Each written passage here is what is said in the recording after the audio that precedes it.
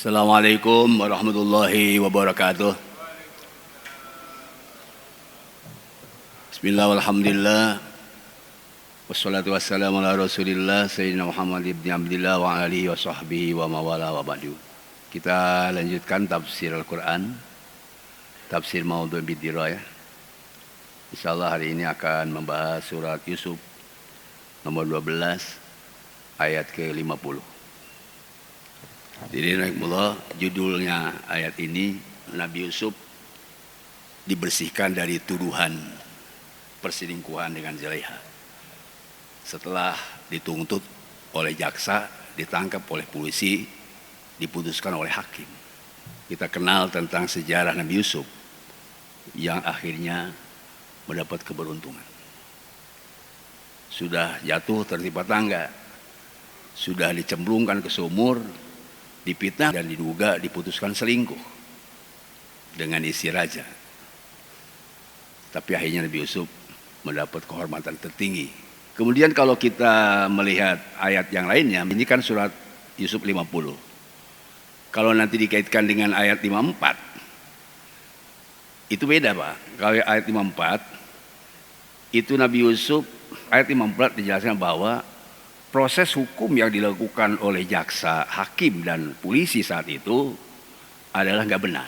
Tidak sesuai dengan alat bukti. Karena alat bukti yang ada pada saat itu adalah baju Nabi Yusuf sobeknya dari belah belakang. Tetapi oleh mereka dihilangkan alat buktinya. Sehingga akhirnya Nabi Yusuf dibui. Nah, itu ayat 54. Nah, karena alat bukti tidak ada, dihukum.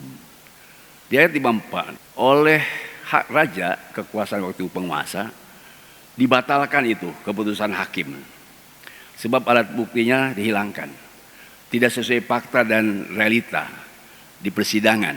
Sehingga dibatalkan oleh raja, oleh kepala negara, kalau sekarang presiden. Keputusan hakim. Jadi di ayat 54, raja membatalkan keputusan hakim.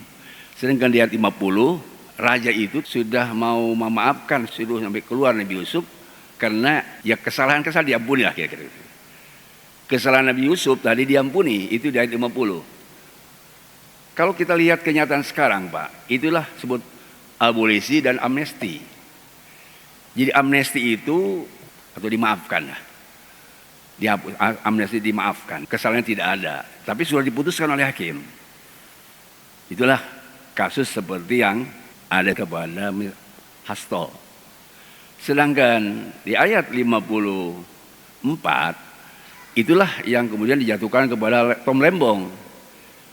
Jadi Tom Lembong itu diabolisi. Diabolisi itu proses hukum yang salah. Ada perbedaan Pak antara amnesti dengan abolisi. Abolisi itu adalah hak yang dimiliki kepada negara yang berhak penuh untuk menghapuskan hak tuntutan pidana. Dan kepala negara boleh menghentikan jika telah tadi dijalankan. Ini dalam pasal 1 ayat 1 Undang-Undang nomor 21 tahun 2022. Di Quran abolisi itu ada, yaitu surat Yusuf ayat 54. Kita jelaskan nanti. Ini konteksnya dulu. Bapak semua, kenapa kita harus membahas ini? Hukum yang ada di negeri kita ini ternyata proses hukum yang sekarang ada itu tidak berdasarkan benar salah. Tapi hukum itu sudah ditebang pilih. Tapi ada semacam mana yang menguntungkan dan merugikan. Kalau dia merugikan, ya pasti ditindak.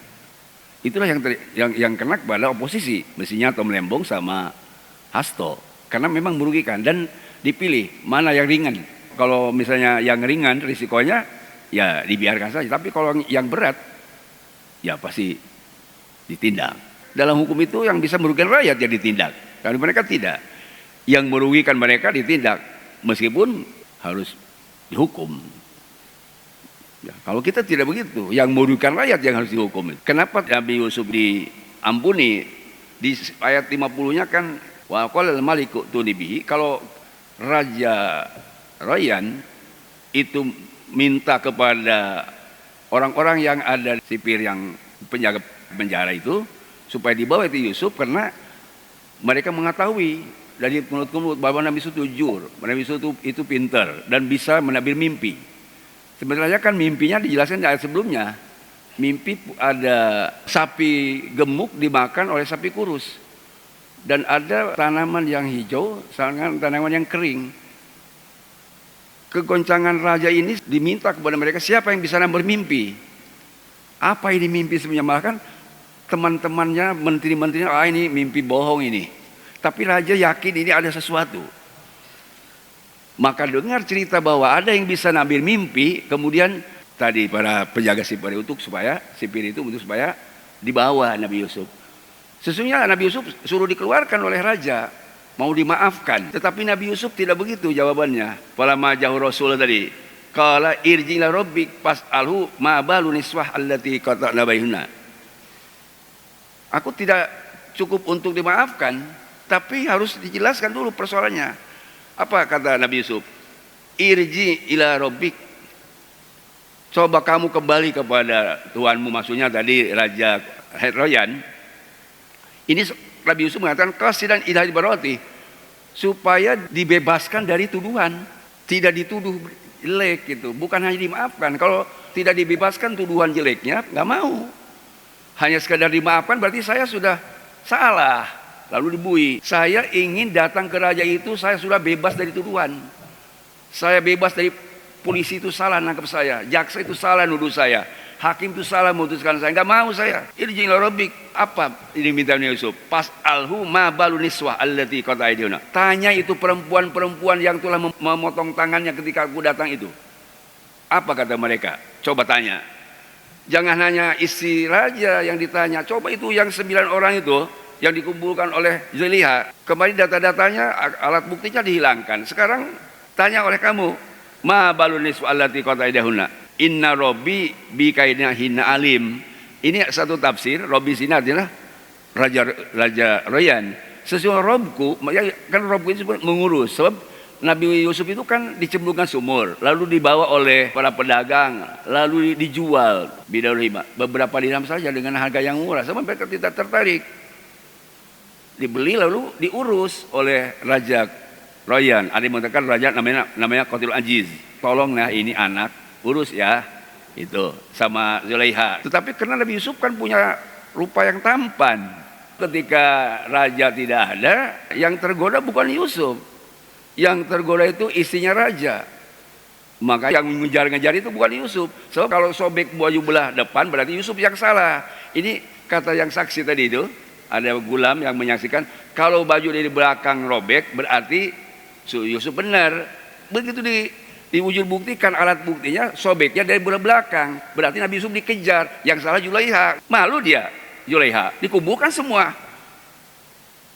kasih pisau, dikasih buah sama pisau, suruh keluar. Nabi Yusuf sudah kumpul.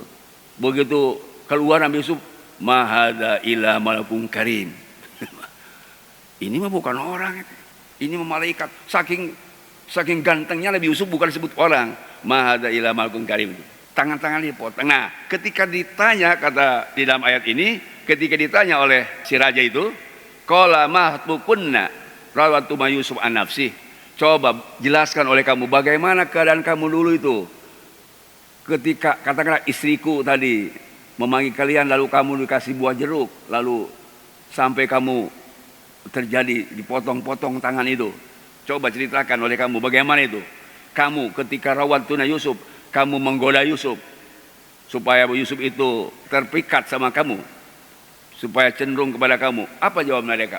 Qulna hasalillah, maha suci Allah, ma alimna alaihi min su. Kami tidak mendapatkan, tidak ada kejahatan, tidak ada keinginan kepada perempuan. Makanya ketika sudah dipanggil, ini dalam sejarah itu ketika istri-istri yang tadi menteri itu dikumpulkan, Zulaiha ada di situ. Makanya Zulaiha ngomong qalat imratul aziz hasal hak al-an hasal hak. Kata Zulaiha, sekarang sudah jelas kebenaran itu. Nampak kebenaran itu. Kebenaran itu nampak. Kenapa nampak? Apa yang dikatakan oleh mereka, Zulaiha bersama bahwa Yusuf tidak menggoda dan Yusuf tidak mengejar-kejar. Makanya dia katakan, Ana rawatu an nafsi, sesungguhnya aku yang menggoda Yusuf dan aku yang mengejarnya Yusuf. Wa innahu laminas sholihin, disidang oleh hakim, lalu minta klarifikasi dari para saksi-saksi itu. Ternyata raja berkesimpulan, kalau begitu Yusuf itu orang suci, udah keluarkan aja gitu kan Pak. Dimaafkan. Tapi tadi Yusuf gak mau dimaafkan kalau belum ada penjelasan dari saksi-saksi itu. Dzalika lama anni lam akhun bil ghaib. Maksudnya tadi thalabul baroah, minta supaya dibebaskan dari tuduhan itu. Kenapa? Lihat lama anni lam akhun bil ghaib, supaya Raja Royan tahu aku ini tidak mengkhianati dia. Masa kok aku sebagai bawahannya mengkhianati pimpinan? Aku kan hanya sebatas pembantu, bukan jadi menteri, hanya pembantu di rumah. Masa aku mengkhianati? Kalau bahasa kita, saya juga tahu diri. Masa seorang pembantu kok ngejar-ngejar majikan istri raja, kan gak mungkin. Meskipun cantik, kayak begitu. Saya supaya dibebaskan dari tuduhan. Lam akhun bil ghaib. Aku tidak berkhianat kepada raja yang aku sayangi dan dia aku supaya malah nitipkan ke istrinya supaya diurus aku, dan saya sayang banget. Kata Nabi Yusuf, ketika si raja tidak ada, aku tidak berkhianat. Makanya dilanjutkan, wa anallahu la yahdil kaidal kha'in. Memang Allah tidak menyukai kepada tipu daya orang-orang berkhianat. Jadi khianat itu kan salah satu sifat yang tidak ada pada calon nabi. Seperti al-amin, al-khianah, tidak ada kalau kadzib, bohong. Itu calon nabi.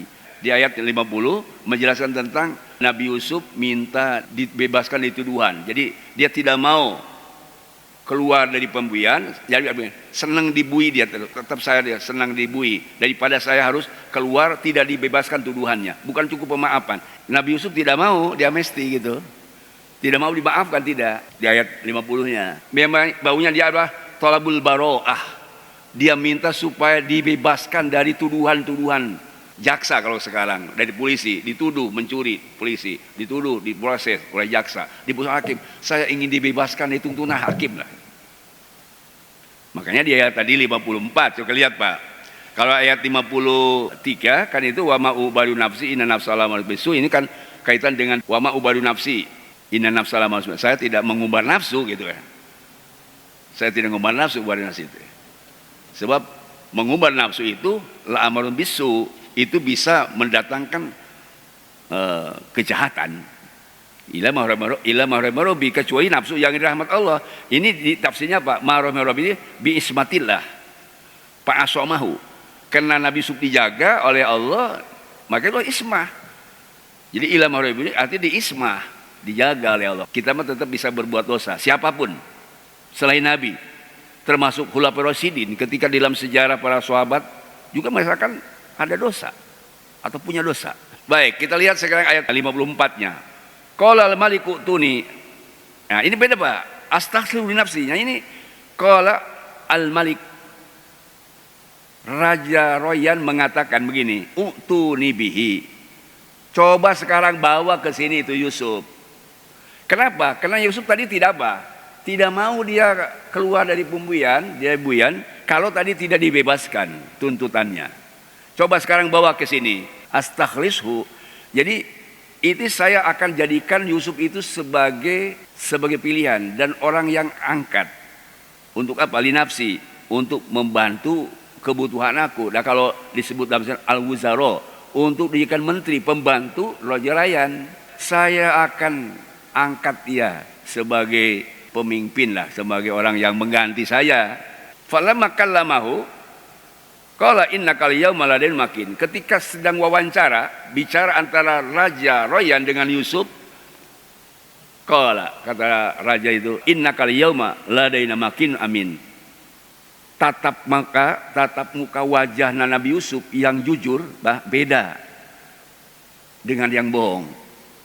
Wajahnya dan lain-lain, pokoknya sudah kelihatan oleh raja ini adalah orang baik. Sehingga Nabi Yusuf dikatakan oleh raja itu, innakal yaum, hari ini engkau punya ladaina menurut kami makinun amin. Ini dua sifat. Makinun orang yang punya kedudukan terhormat. Ya memang karena turunan Nabi kan. Kan waktu itu belum ketahuan bahwa itu anak Nabi Yakub. Makin, ini kamu punya kedudukan tertinggi. Aminun dan sangat terpercaya. Ini dua kalimat yang disampaikan oleh raja. Maka dijawab oleh Nabi Yusuf, kalau memang sudah dipandang aku makin amin, ij'alni ala aku jadikan bendaharawan negara. Kalau sekarang menteri keuangan gitu-gitu. Kenapa Nabi Yusuf mengatakan inni hafidun alim? Aku ini hafid dan alim. Hafid itu tadi mampu menjaga negara, menjaga diri, dan alim, aku punya ilmu pengetahuan tentang kasus-kasus yang terjadi. Apa kasus tadi itu? Sapi kurus makan sapi gemuk. Ada gandum yang gak kering dan gandum yang masih hijau. Tahu Nabi Yusuf. Sehingga nanti dijelaskan apa itu mimpinya itu. Saya kira mimpinya ternyata itu kan akan subur di 7 tahun dan akan peceklik 7 tahun. Maka Nabi Yusuf menggambarkan itu harus ada persiapan. Ketika 7 tahun musim panen yang musim subur itu harus diirit, makan tidak boleh boros. Kenapa? Menghadapi masa peceklik 7 tahun. Ila qalilah kedukannya, sedikit saja. Kenapa disebut bakar disebut? Karena memang mereka mengolah tanah itu dengan sapi. Kenapa ada sumbulah hadran tadi? Ada gandum yang hijau dan gandum kering. Memang mereka makan itu. Gandum hijau menunjukkan itu artinya makanan yang subur. Bahkan menurut para tafsir bukan hanya gandum, pohon-pohonan juga, alat untuk rumah. Kemudian ada yang menghabiskan semua alat-alat makdan, itu nikel, tembaga, emas. Itu memang subur pada tahun itu. Masa usia 7 tahun itu subur, Pak. Hadro. Kalau bahasa kita menyenangkan kehidupan sosial ekonominya. Sedangkan 7 tahun lagi masa sulit. Itu takbir Nabi Yusuf. Bapak semua, kalau kita lihat ayat ini, nanti wakadhalika kita jelaskan. Tetapi ketika ini proses tadi Nabi Yusuf keluar, Pak. Nih. Karena Nabi Yusuf tadi perjanjiannya apa? Supaya dibebaskan tuduhan. Kemudian raja membuat abolisi. Apa abolisi tadi itu? Bahwa keputusan hakim, jaksa dan polisi salah. Jadi tidak hanya dimaafkan, kamu bebas dari tuntutan. Jadi tidak hanya dimaafkan, bebas. Ini saya lihat di tafsirnya, Pak. Bebas dari tuntutan. Kalau bebas dari tuntutan bersih. Bersih beda dari tuntutan. Jadi orang yang nama baiknya terangkat. Makanya kalau kontemporer,nya apakah Tem Lembong itu dibersihkan nama baik? Kalau abolisi tidak harus, Pak. Dengan disebut abolisi, tuntutan jaksanya salah, hakimnya salah, sudah bersih. Beda dengan dimaafkan. Beda kalau dimaafkan kan masih ada kesalahannya, dimaafkan.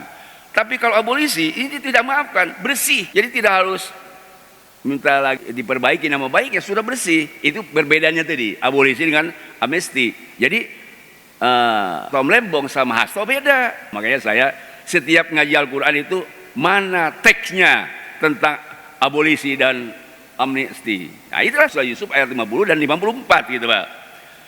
Nah ini ingin saya sampaikan.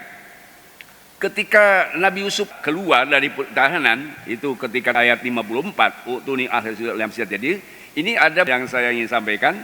Pertama, Nabi Yusuf ketika keluar itu dia titip pesan kepada penghuni-penghuni lapas itu, penghuni-penghuni, awas hati-hati kamu, sabar menahan ujian dan tidak boleh melakukan kesalahan. Jadi Nabi Yusuf sebelum keluar memberi nasihat pada penghuni lapas kalau sekarang, ya penghuni tahanan.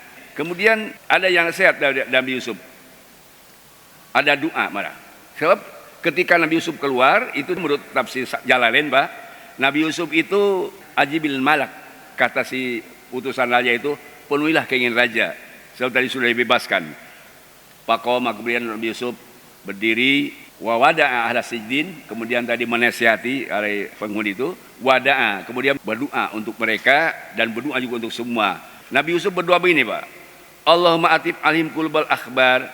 Allah, mudah-mudahan yang membawa berita ini dilunaskan hatinya. Walanimu alimul akhbar. Ada kekhawatiran, Pak.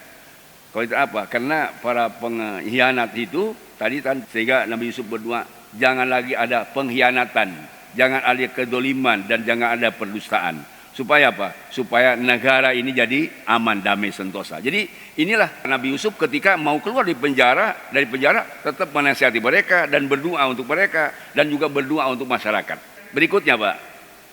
Ini ayat yang wakadzalika makkana Yusuf bil ard.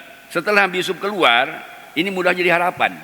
Jadi Nabi Yusuf tidak hanya dibebaskan dari tuntutan, Tapi Nabi Yusuf oleh Allah Subhanahu wa taala disebutkan maka Nabi Yusuf fil ard. Nabi Yusuf punya kedudukan terhormat di negeri Mesir. Bahkan ya tabau minha haitsu yasha.